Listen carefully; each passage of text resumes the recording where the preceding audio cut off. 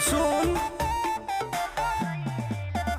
हम सही लोगन के न खास भइनी। अच्छा। थोड़ी ढेर बदमाशन के बस कइनी। तो बड़ी निमन विचार तोहार लागला। आगे सुनो। बोलो। नमव के हमर जयकार लागेला। अच्छा। वाला बजंता दरबार लागेला। सारा दुश्मन हमर साथ लागेला। हर रविवार दरबार लागेला।